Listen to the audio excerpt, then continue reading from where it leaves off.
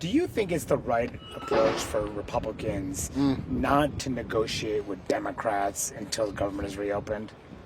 Well, I do in this case because, first of all, remember, and it needs to be emphasized, that it was Democratic leaders of the Appropriations Committee of both the House and the Senate that negotiated with Republican leaders of the Appropriations Committee of both the House and Senate that came up with this deal.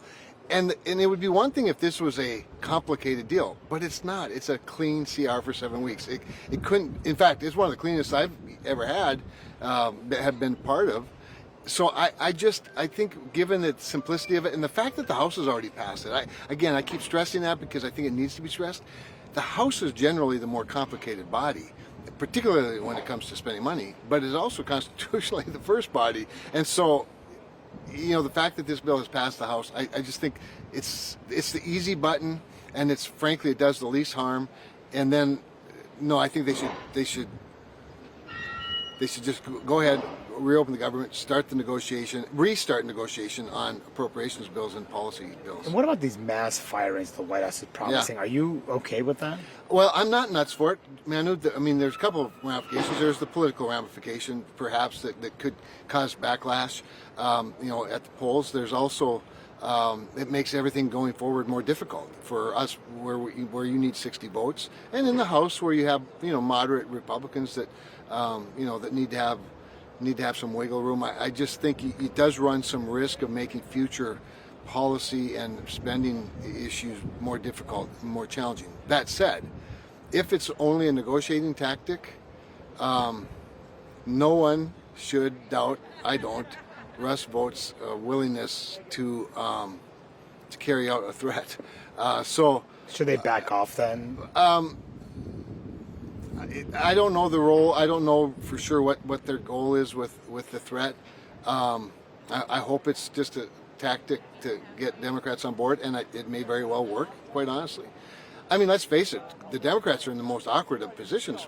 Voting for more spending for the government is as easy as falling off a log for a Democrat. So I think they're the ones in the awkward position here. It's particularly awkward for Senator Schumer, who's always been, pretty much a voice of reason when it comes to government funding, or at least a CR. So, no, I think the thing I worry the most probably about it is it's so rare, so rare that I can't think of another time, maybe the first Schumer shutdown, but this is certainly the most moral high ground Republicans have had in a moment like this that I can recall. And I just don't like squandering that political capital when you have that kind of high ground. It makes it much easier for us to just push forward, insist on the clean CR, and then get to the negotiating table with some leverage. What's the plan here? Is it to just run this vote over and over and over again? Well, I think that's a short-term plan, but I do think there's plenty of discussion going on.